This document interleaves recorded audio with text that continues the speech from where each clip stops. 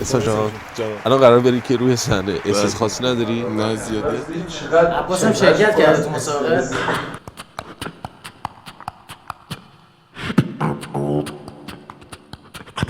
ببرش کنسرت به خودت. گروه هم نداره. فقط تکون زیاد میخوره. این کار خیلی کار سختیه و بیشتر تو حالا امریکا مخصوصا حالا برتر بیشتر امریکا این کار خب باب شده و داره انجام میده تو جای مختلف دنیا. شاهکار کارش جایی بود که دوتا آوا رو با هم انجام میداد. بقیهش که بالاخره کار ساده‌ای بود که اونایی که علاقه‌مند به این رشته هستن انجام میدن. بسیار تو سطح حرکت کرد. اون جایی که دوتا آوا رو با هم انجام داد، یعنی تونست از مجاری بینیش و دهان دوتا صدا رو تولید کنه که همزمان داره میزنه روی ریتم، اونجا خوب بود ولی اونم تو سطح مون، تو اوج نرفت. یعنی منو شگفت زده نکرد که بگم این یه کاری شاید مثلا یکی مثلا من و محمودم تمرین کنیم به اینجا برسیم. منو نگرفت. کاری رو میکنه که هر کسی نمیتونه بکنه و این یه استعداد ذاتیه در حقیقت. ممکنه خیلی هم هنرمند باشن ولی یه همچین کارهایی رو نتونن بکنن. چند تا هم قصه میخوام، چند تا مثل من که بشینیم دوره یه شنونده متخصص تو شنیدن. که شما میخوندیم و ضبطمون آیوا بود. شما از کار قدیمی هستی. نگو موقع مرحوم داره شفیع و بنان دارن. قدیمی بیشتر. چه هنر نوازندگی چه هنر خوندنش خب خیلی معمولی و نرماله. ببین الان خواننده بودن همه فکر میکنن بالا خوندن، یعنی مثلا خواننده قابلی هست رو به رخ بکشن. خواننده قابلی هست، در صورتی که احساس درست و بیان درست اون شعر باعث میشه شما تاثیرگذاری قشنگی داشته باشید توی گوش شنونده، تو دل شنونده. این خیلی حسن زیباش این بود که زور نمیزد، صدا سازی نمیکرد. یعنی بعضیا 3 تا پله توانایی دارن ولی 30 تا پله زور میزنن. این اندازه همون 3 تا پلهش خوند و آرامشی که تو صورتش بود و از سازش هم انتظاری بیشتر از سازش نداشت، از صداش هم بیشتر از صداش انتظار نداشت و همون انتظار کوتاه رو انجام داد دمش کرد. ولی اعتماد به نفس خوبی داشته که اومده توی کشف استعداد و اندازه خودش بود. نگفت حالا من برم اونجا آقای شایسته نشسته بذار هوار بکشم. نوتا محتلب دین شاب و نوتا رب منوخب. هیچ کنم تا برای متوجه نمیشن که داری چی میگه. نوتا رب رش هیپوت. حالا کی باید بفهمی راست میگه؟ من اینو میخوام بگم. جمله رو برعکس نمیگه، کلمات رو توی جمله همون رو سر جاش برعکس رو. خیلی کار سخته. من فقط یه سوال داشتم از خود این خانم، نه خانواده‌اش که چه دردی کشیدن. آقای یحیوی بسیار انسان خوبی هستن. برعکسش افتضاحه. میگی نه نگاه کن. یاقای ای بای های رایسر یاقای ای بوختن هست. این یک مدح شبیه به زن بودا، یعنی نمیدونم اگر که خیلی عجیبه، یعنی واقعا این میشه گفت نابغه است، چون کار هر کسی نیست که یه همچین کاری رو بکنه. شاید مثلا من یه جمله 2 جمله رو یه روز 2 روز 3 روز تمرین کنم بتونم اینجوری بگم، ولی فعل بداهه یه همچین حرکتی واقعا یه استعداد و نبوغ خاصی میخواد. مقدمو برعکس بگو. مدغم.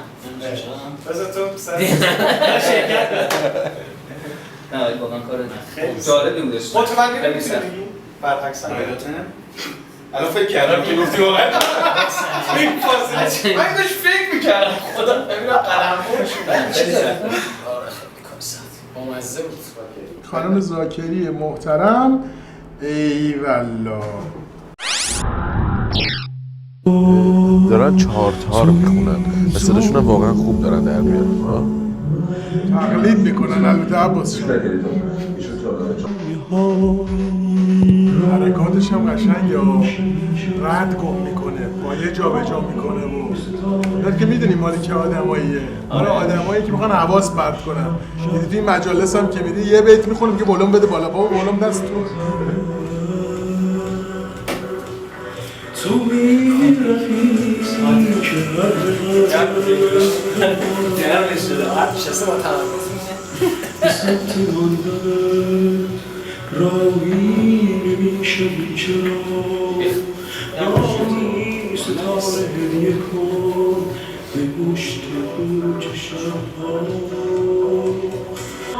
نه اون دو تارشو میخون بس بودا.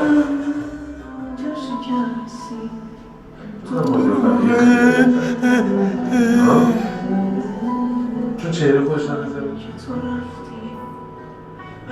دروغشو خوب میخونه.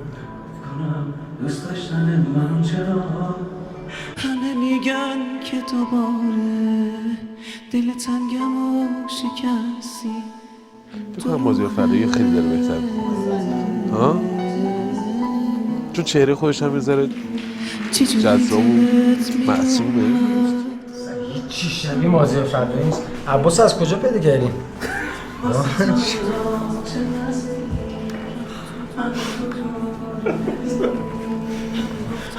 شاید که باز دلت بخواد من دوست دارم. کی میخونه؟ فقط دوستش دارم. کیه؟ من اینجا هیچ گونه امتیازی نمیدم به دلیلی که اگه بخوام امتیاز الانمو نسبت به دیدن ویدیو این آدم بدم حتما عدالت توش نیست، یعنی حتما نمیتونم. ببخشید مگه ما قرار امتیاز بدیم؟ نه من نظرمو میگم. ببین نظر من بالاخره 4 نفرم منو دوست دارم. چون من کاغذ قلمو نیوردم داره چرزنی میکنه. نه این مال تو بیا. نه باشه آدم فضا بش. واقعا دارین یه دونه خودکار؟ ببین دیگه جرزنی میکنه خوشم نمیاد. چرا؟ به خاطر اینکه پر از روزهای گند و مزخرفه. پر از روزهای گند و مزخرف. بله.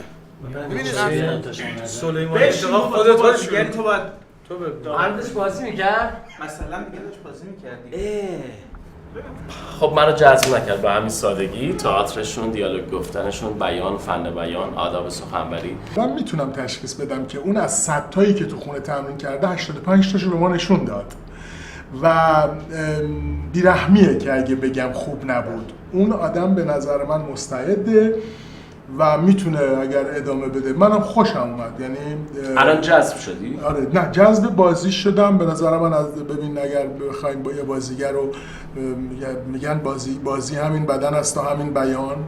بدن خوبی داشت، استایل خوبی داشت، بیان خوبی داشت و تو اون لحظه هم تونست اون چیز کوتاهی که داره انجام میده. من بازیگر بعد از 20 سال بگن 3 دقیقه وقت داری، خب چجوری برسونمش به یه اوجی، به یه شروعی، به اوجی پایانی. خودش خوب بود، همراهش هم کمکی خوبی داشت ولی استرس داشت. بگو در لرستان 9 لورند و هر لوری 9 نره لور چه نره لور، هر نره لور 9 نره لور. ولی شما بگو دوغ گازدار. خب گاز دوغدار. خودش یواش میگه که گوش نیا. خودش یواش میگه. از من تمرین بیان خودم رفتم. میخوای بگم؟ ولی اگه هر اتفاقی افتاد پای تو. ما از همینجا بیچاره میشیم. بذار پخش کنم. عشق تو توی وجودم تا همیشه موندگاره. همه آرزوم همینه که ببینمت دوباره.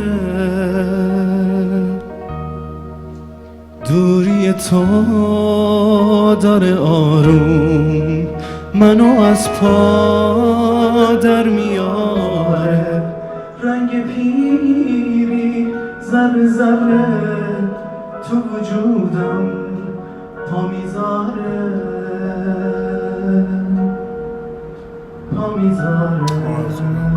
من سوز صداشو دوست دارم. جذبم نکرد.